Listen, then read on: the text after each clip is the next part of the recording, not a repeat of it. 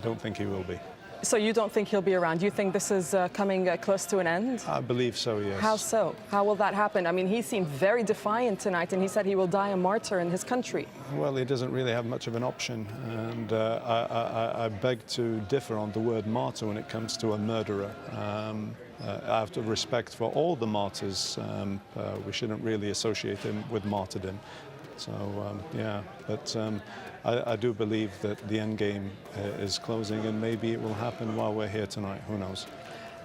Well, what's happening tonight, in fact, is that the UN Security Council is meeting. That meeting is underway right now. Are you optimistic that anything will come out of that, according to what you'd like to see? Well, anything and everything will make a difference to us, and more importantly, as Libyans, we should all come together now. This is the important thing. We are Libyans. This is an opportunity for us to do something. Please come together now.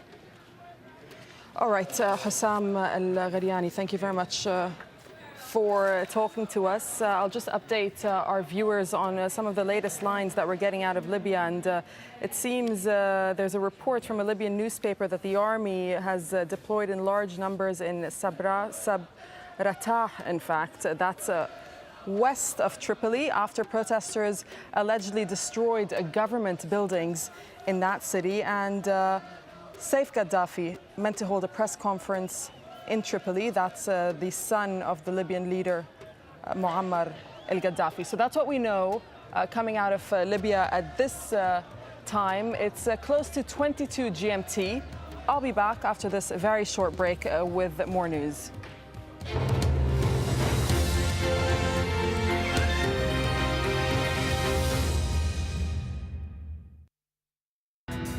From local traders to international finance, it's commerce that makes the world go round. For global companies and developing markets, communication is the currency, and information is the most valuable commodity. Counting the cost at this time on Al Jazeera. Afghanistan is faced with a huge challenge. Relations have gone really sour between us and our allies. We have inflicted considerable damage on the enemy. The people who make international headlines. Ultimately, the truth will out. They want to stop this publication of information that embarrasses them. Make time for Sir David Frost. Frost over the world. At this time on Al Jazeera.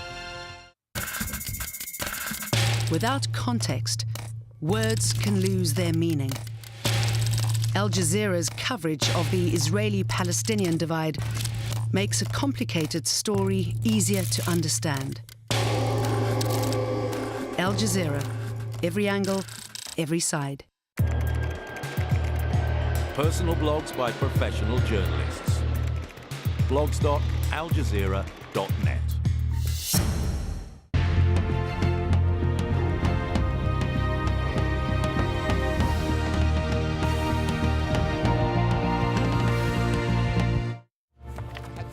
In his first major speech since the unrest began, a defiant Muammar Gaddafi calls on his supporters to reclaim the streets.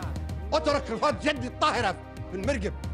will not leave the country, and I will die as a martyr at the end. This is Al Jazeera. Welcome to the News Hour. I'm Darine Abu Gaida, 22 GMT from Al Jazeera news centers in Doha and Washington, with live and continuing coverage of Libya's uprising. On the streets of Tripoli, those calling for Muammar Gaddafi to go are met with lethal force. I'm Nick Clark in Washington. We'll have reaction from the United Nations and the US government.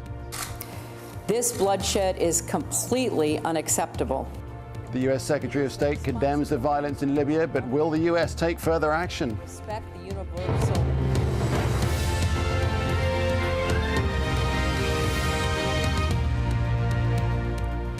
12 p.m. in Libya, where there's been angry reaction to Muammar Gaddafi's first speech since the country's crisis began. As he spoke for 75 minutes, shoes were thrown at the screens, the colonel confirming he isn't going to stand down. And despite images of violence shown across the world, Gaddafi has apparently told Italy's Prime Minister Silvio Berlusconi that everything inside the country is fine. In his address on state television, he made it perfectly clear that he remains defiant. Here's Al Jazeera's Lawrence Lee. Having kept mostly silent for day after day, the Libyan leader was suddenly, astonishingly, not short of words on the crisis in his country. In an address which will no doubt be described as rambling by many commentators, he variously blamed the media, America, Britain, Italy, and hallucinogenic drugs forced on young protesters for causing the trouble in his country. It was a speech long on emotion, and he tried his hardest to appeal to anti-colonialist sentiment in Libya. But behind all the anger, there seemed to be one key message. He had created Libya. He would never leave. I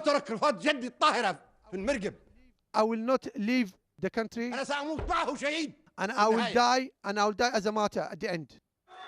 All the same, the pressure on him is now immense. Several major cities across Libya under the control of the opposition. If anything, the violence meted out to the protesters seems to have been a tactical mistake by Gaddafi's regime, simply hardening the popular resolve. There have been many who've said there's no point backing down now because they'd simply be killed anyway. Images of the dead continue to surface, many extremely gruesome, some people torn limb from limb, adding to allegations that the military haven't only been using gunfire, but artillery as well. We saw bodies be divided in 3-4 parts. We saw only legs and only hands. And we saw really very bad kind of injuries here.